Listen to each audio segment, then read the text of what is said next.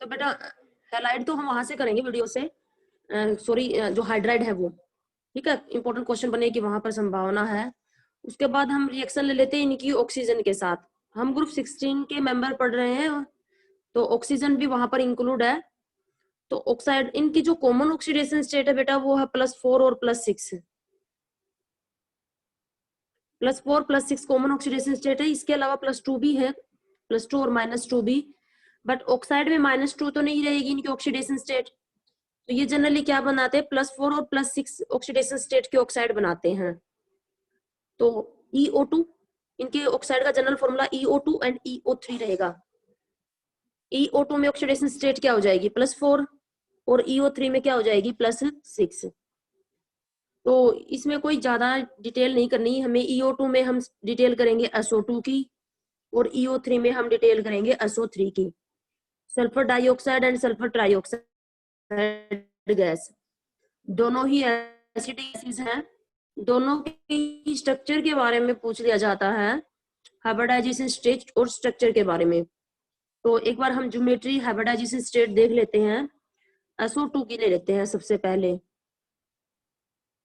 SO2 में अगर हम सल्फर की इलेक्ट्रॉनिक कॉन्फ़िगरेशन लिखते हैं, तो कॉन्फ़िगरेशन सल्फर की क्या हो जाएगी, 3s2 3p4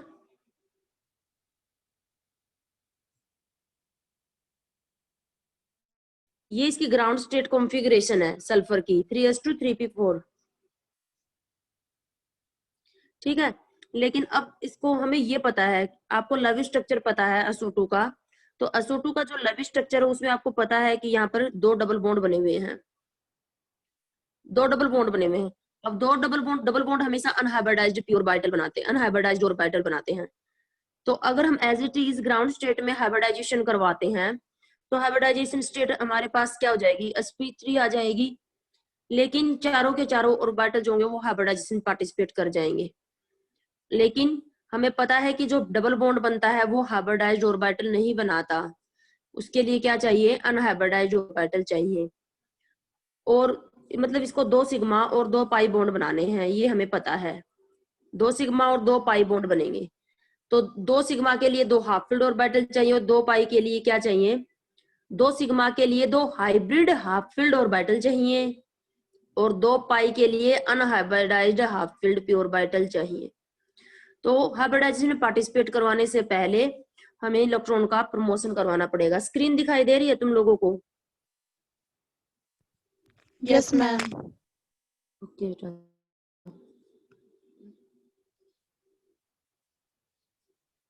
तो इलेक्ट्रॉन p ऑर्बिटल से निकलकर कहाँ चला जाएगा, d ऑर्बिटल में चला जाएगा एक इलेक्ट्रॉन।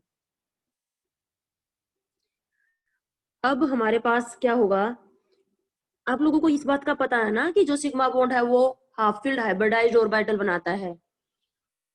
तो इसको 2 सिग्मा बॉन्ड बनाने हैं, तो 2 ही हाफ फील्ड हाइब्रिडाइज्ड ऑर्बिटल की इसको जरूरत है। और बेटा अनहाइब्रिडाइज्ड ऑर्बिटल में इलेक्ट्रॉन की जो सिचुएशन होती है, जो अरेंजमेंट होती है, हाइब्रिडाइज्ड ऑर्बिटल में भी इलेक्ट्रॉन की वही सिचुएशन चलेगी। मतलब 2 हाफ, अगर अगर जिसमें पार्टिसिपेट करने वाला एक फुल्ली फील्ड और 2 हाफ फील्ड होंगे, तो जो बनेंगे 3 वो भी एक हाफ फील्ड 2 फुल्ली फील्ड ही होंगे। तो 1 s और 2 p हाइब्रिडाइजेशन में पार्टिसिपेट करेंगे। हाइब्रिडाइजेशन स्टेट क्या हो जाएगी बेटा, sp2। 1 s और 2 p, एक हाफ फील्ड, एक फुल्ली फील्ड और 2 हाफ फील्ड ने हाइब्रिडाइजेशन पार्टिसिपेट किया, 3 बन गए। तीनों क्या हैं, sp2 हैं। लेकिन 3 में से 2 क्या होंगे बेटा, हाफ फील्ड हैं, और एक क्या रहेगा, फुल्ली फील्ड रहेगा। ठीक है, तो अब क्या होगा, 2 हाफ फील्ड एक fully filled, sp2 hybridisation geometry क्या एक्सपेक्ट कर रहे थे, triangular planar. But triangular planar ये नहीं रहेगी, एक फुल्ली फील्ड लोन पे रखेगा ना।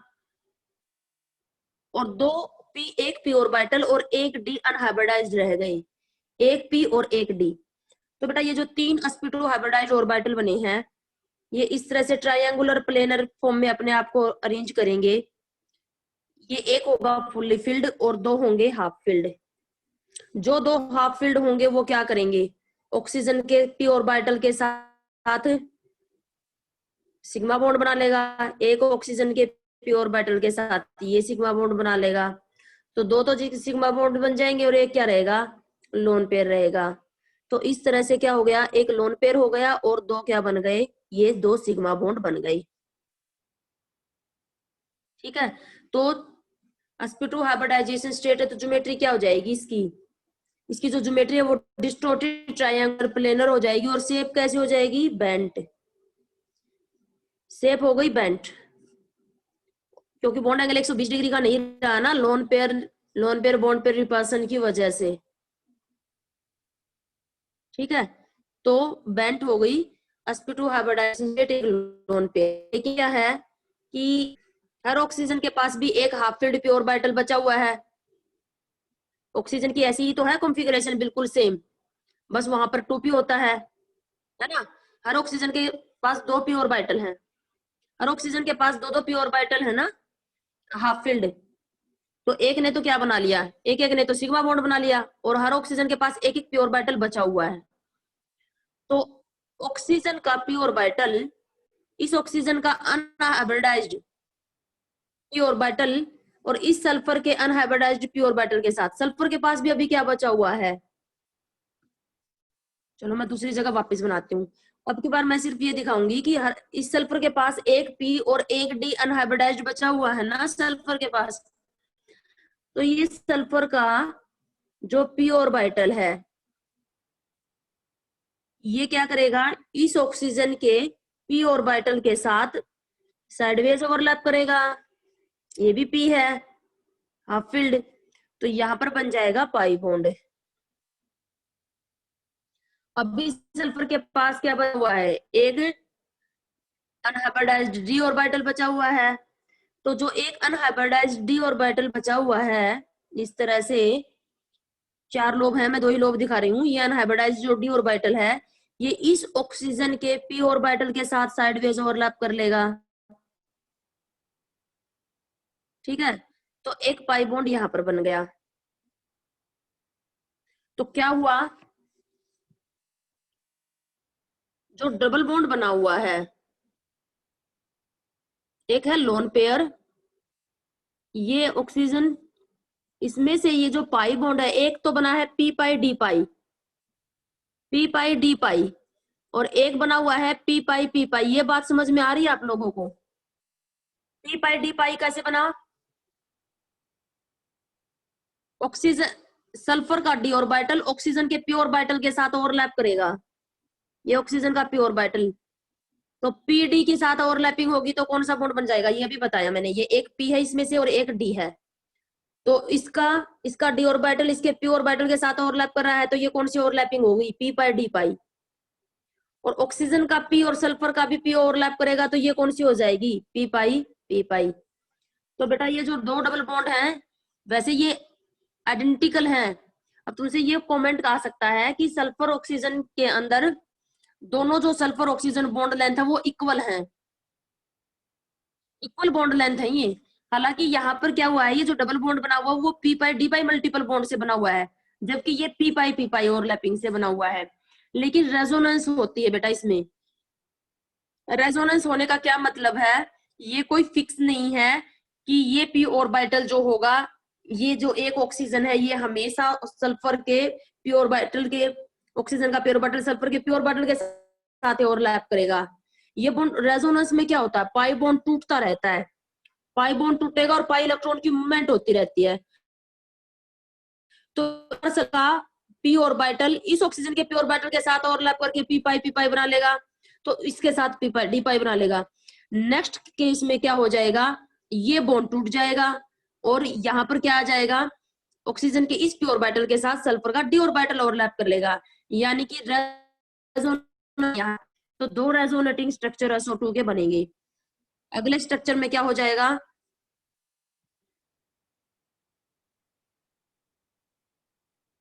ये हो जाएगा पी पाई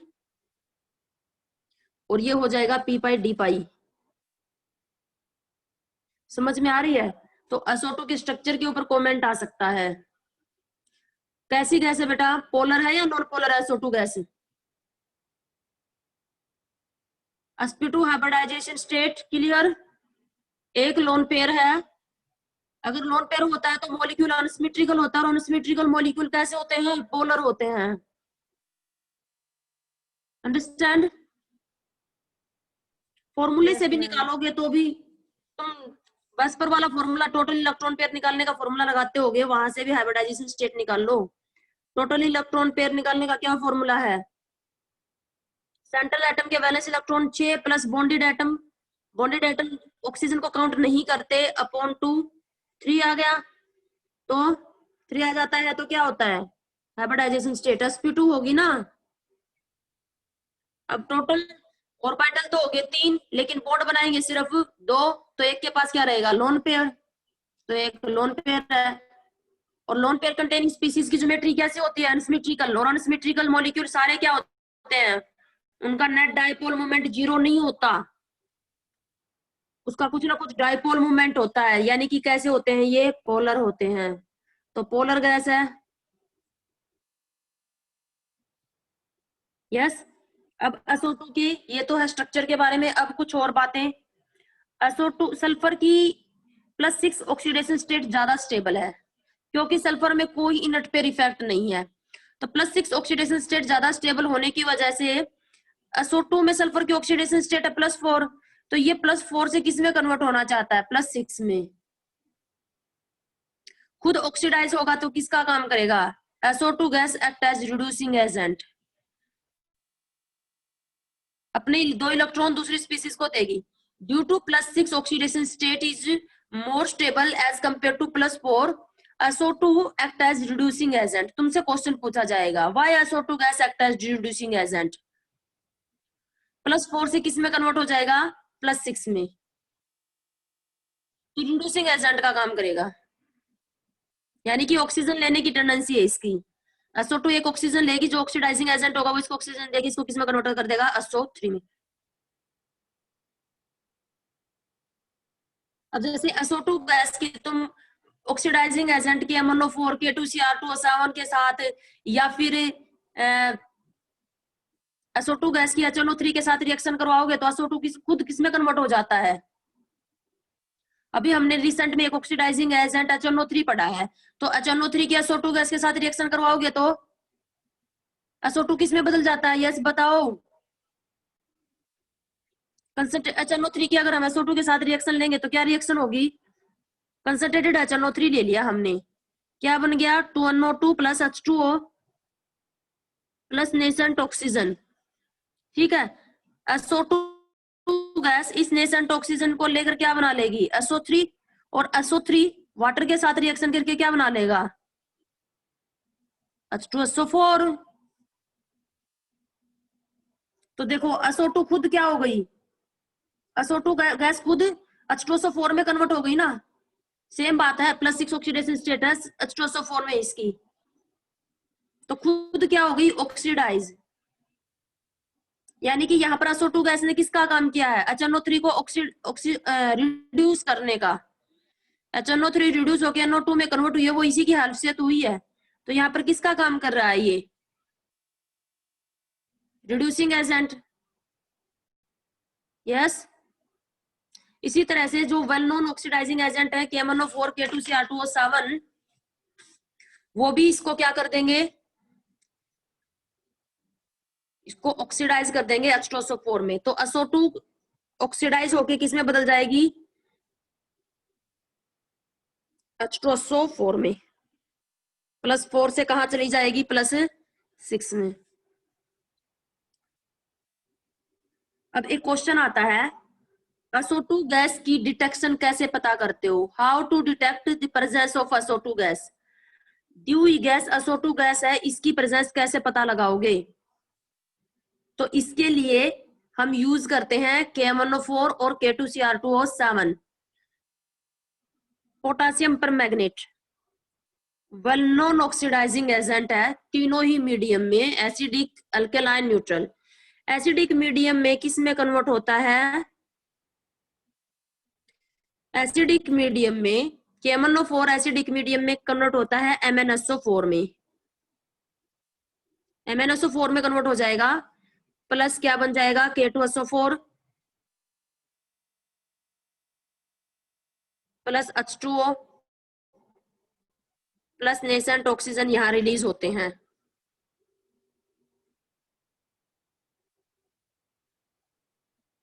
यस, ये रिएक्शन आती है आप लोगों को? KMnO4 खुद किस कलर का होता है बेटा? पिंक या पर्पल कलर का होता है। ये खुद किस कलर का होता है KMnO4? देखा होगा तुम लोगों ने, KMnO4 पर्पल कलर का होता है, लाल दवाई भी बोलते हैं, पानी में डालते हैं। Yes ma'am. एंटी, इसकी डिसइंफेक्टेंट नेचर है। तो KMnO4 का कलर कैसा होता है? पिंक होता है। तो पिंक कलर का केस जब MnSO में कन्वर्ट हो जाएगा तो ये हो जाएगा कलरलेस। लेकिन ये हाफ रिएक्शन अपने आप में तो होनी है नहीं, अपने आप में थोड़ा ही ना होगी।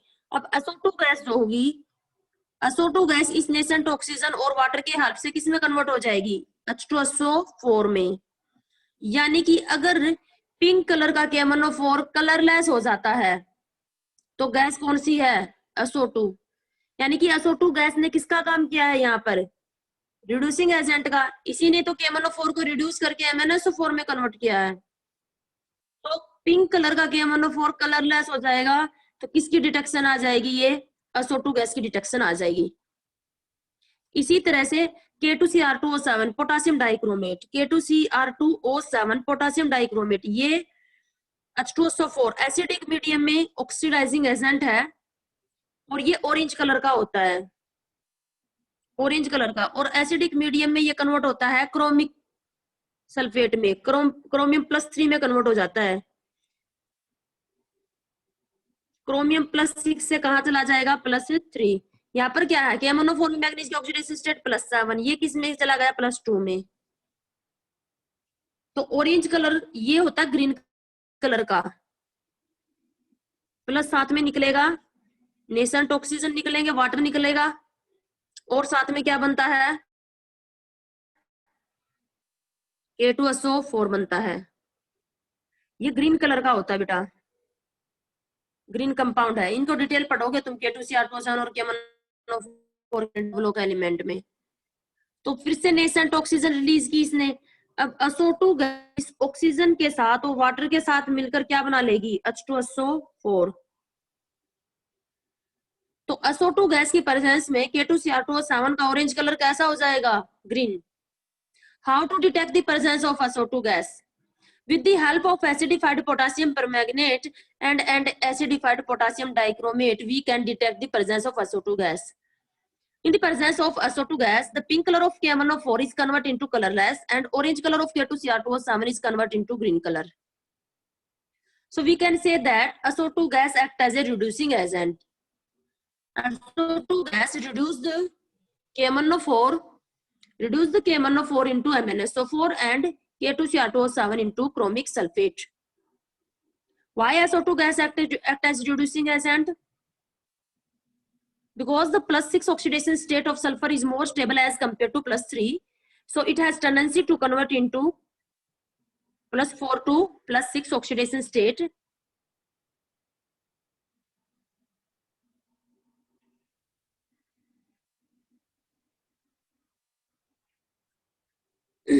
ब्लीचिंग एजेंट का काम भी करती है SO2 gas. SO2 gas bleaching agent का काम करेगी। अब तुमसे पूछ लिया जाए why SO2 gas act as a bleaching agent.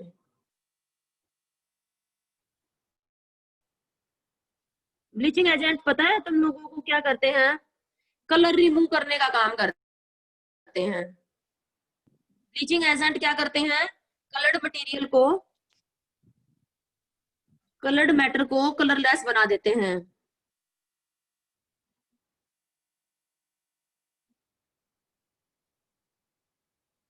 ठीक है, क्या करता है ये? जो कलर्ड मैटर होते हैं उनका रिडक्शन कर देगा ये। SO2 क्या करेगी? खुद ऑक्सीडाइज होकर H2SO4 में बदल जाएगी। तो बेटा जो मैटर के अंदर जो कलर होता है वो जनरली फ्री इलेक्ट्रॉन की हेल्प से वजह से आता है। फ्री इलेक्ट्रॉन की वजह से, अनपेड इलेक्ट्रॉन की वजह से कलर आता है। SO2 खुद ऑक्सीडाइज हो रही है, खुद +4 से किस में जा रही है? +6 में। तो इलेक्ट्रॉन क्या कर रही है? ये इलेक्ट्रॉन रिलीज कर रही है। ठीक है। तो जो कलर्ड मैटर होगा, कलर्ड मैटर जो होगा उसको ये अपने इलेक्ट्रॉन प्रोवाइड कर देगी। अब कलर्ड मैटर के अंदर जो अनपेड इलेक्ट्रॉन होंगे वो क्या हो जाएंगे, पेड हो जाएंगे। और ये क्या हो जाएगा, पेड इलेक्ट्रॉन होने की वजह से कलरलेस हो जाएगा। बट SO2 गैस का जो ब्लीचिंग एक्शन है, जो दूसरे ब्लीचिंग एजेंट है ना बेटा, वो क्या करते हैं, वो ऑक्सीडाइजिंग एजेंट होते हैं। जैसे ओजोन है ब्लीचिंग एजेंट है, या जो ब्लीचिंग पाउडर में क्लोरीन है वो ऑक्सीडाइजिंग एजेंट है। जो रिमेनिंग जो ब्लीचिंग एजेंट है ना, वो क्या करते हैं, ऑक्सीडेशन करके कलर्ड मैटर का ऑक्सीडेशन करके उनको कलरलेस बनाते हैं। जबकि SO2 क्या कर रही है, उनको इलेक्ट्रॉन दे देती है, रिडक्शन करके उनको कलरलेस बना रही है। एक और तरीके से भी लिख सकते हो तुम, जो जो कलर्ड मैटर होगा उसका रिडक्शन कर देगा ये,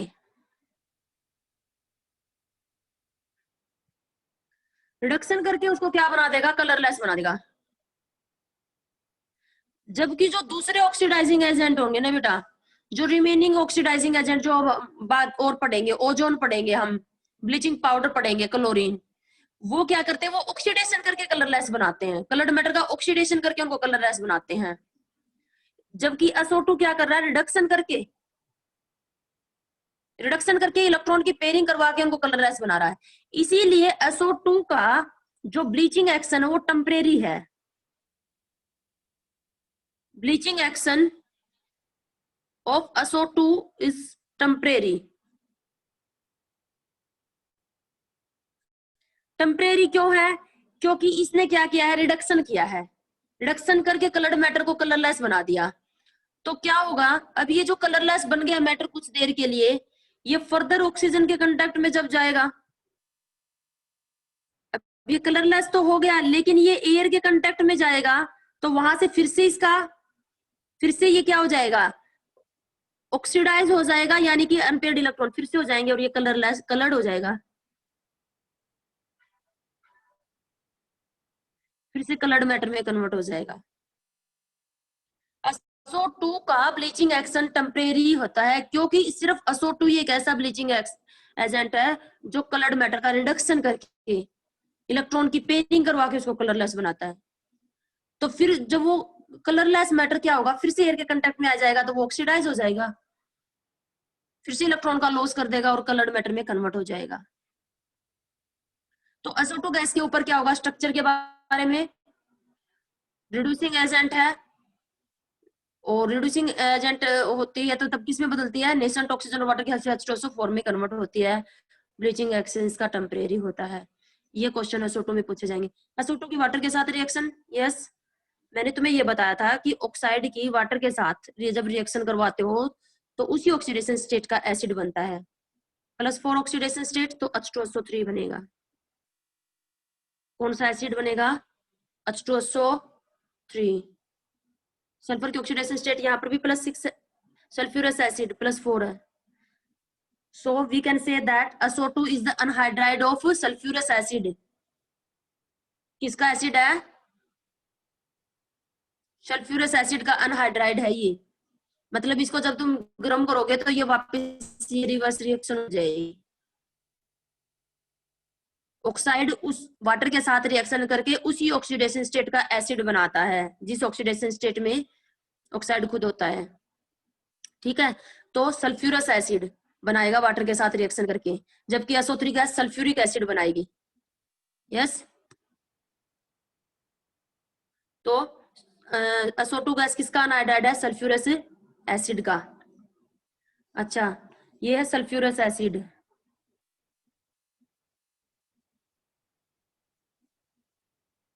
अगर किसी एसिड के नाम के पीछे OUS लगा हो तो उसके अनायन के नाम के पीछे ITE लग जाता है, तो SO3 नेगेटिव आयन। इस अनायन का क्या नाम दोगे, सल्फाइट आयन। क्या नाम है ये, सल्फाइट आयन। अगर किसी एसिड के नाम के पीछे OUS लगा हो तो उसके अनायन के नाम के पीछे क्या लगता है, ITE लगता है, सल्फाइट आयन देगा। अच्छा, अगर मैं SO2 गैस की रिएक्शन, एसिडिक गैस है ना, अगर किसी बेस के साथ इसकी रिएक्शन करवाते हैं हम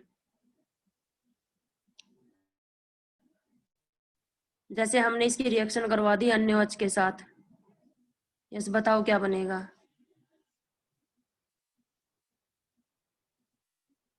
एसिड बेस रिएक्शन है, क्या बन जाएगा?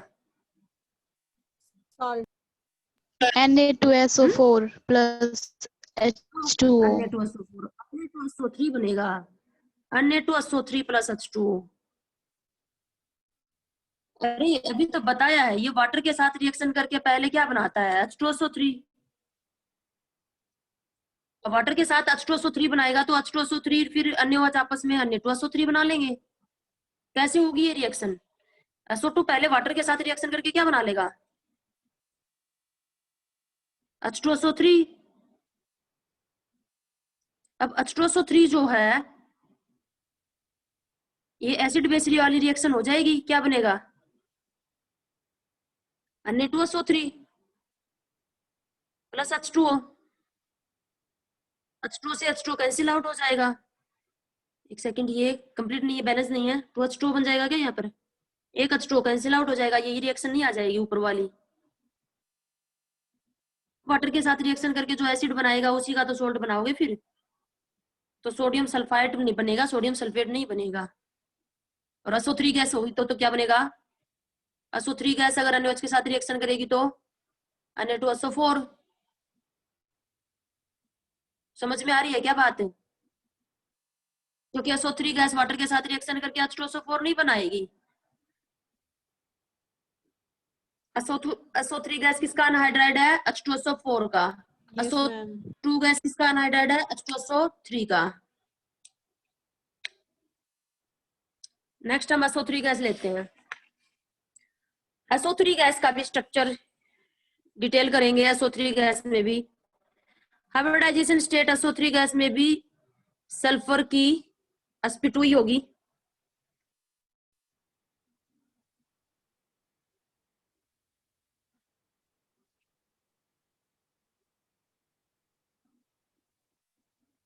(3s2 3p4 इसकी ग्राउंड स्टेट में कॉन्फ़िगरेशन है।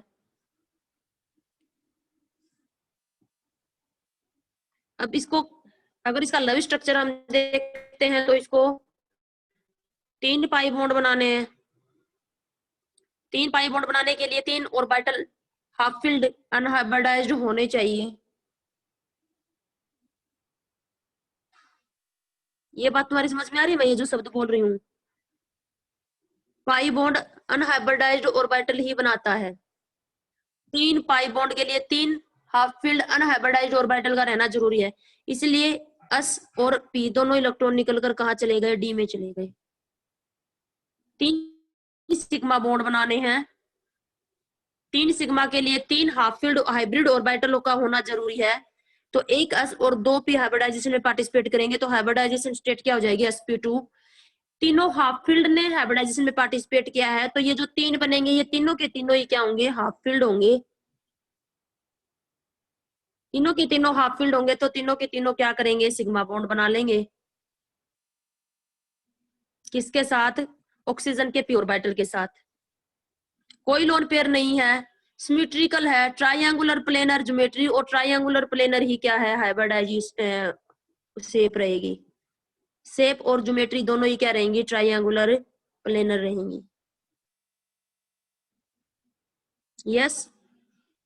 अब ये तो हो गए 3 सिग्मा बॉन्ड, तीनों ऑक्सीजन के साथ 3 सिग्मा बॉन्ड बन गए। बता सकते हो तुम SO3 में ये जो 3 सिग्मा बॉन्ड बने ये किस किस के ओवरलैपिंग से बने हैं? यस बोलो, मुझे पर्टिकुलर वर्ड बोलो। सल्फर और ऑक्सीजन के बीच में बेटा ये जो सिग्मा बॉन्ड बना है ये किस किस के ओवरलैपिंग से बना है? बताओ।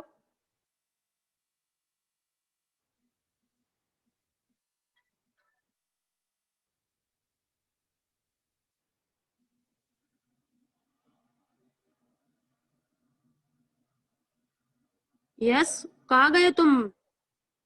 बोल नहीं रहे हो?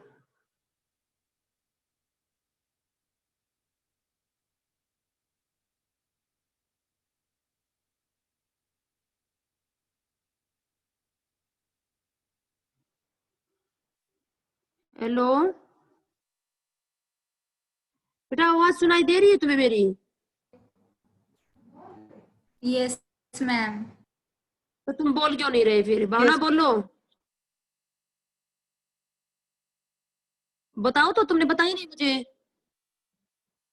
जो सिग्मा बॉन्ड बना हुआ है SO3 में सल्फर और ऑक्सीजन के बीच में, वो किस किस की ओवरलैपिंग से बना हुआ है?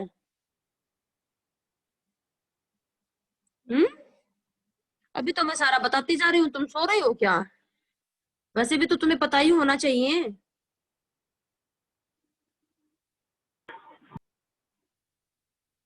हम्म यार, इसका जो पी ऑर्बिटल है, ऑक्सीजन ऑक्सीजन का पी ऑर्बिटल और सल्फर के sp2 ऑर्बिटल के ओवरलैपिंग से नहीं बना। ये और क्या है? ये क्या है? ये ऑक्सीजन का पी ऑर्बिटल है और सल्फर का क्या है? ये sp2 हाइब्रिडाइज्ड पी ऑर्बिटल है। तो क्या आंसर दोगे तुम? The sigma bond is formed by overlapping of unhybridized p orbital of oxygen and sp2 hybridized orbital of sulfur, है ना? अब ये जो पाई बॉन्ड बनेंगे, ये जो 3 पाई बॉन्ड बने हुए हैं, ये कैसे बने? ये देखो, अब 3 पाई बॉन्ड। सल्फर के पास एक p ऑर्बिटल और 2 d ऑर्बिटल अनहाइब्रिडाइज्ड फॉर्म में बचे हुए हैं, हाफ फील्ड। तो ऑक्सीजन का p ऑर्बिटल, एक ऑक्सीजन का p ऑर्बिटल इस सल्फर के p ऑर्बिटल के साथ ओवरलैप करेगा, तो ये कौन सा बॉन्ड बन जाएगा? p पाई p पाई। ऑक्सीजन का एक दूसरी ऑक्सीजन का half field p orbital sulphur के d ऑर्बिटल के साथ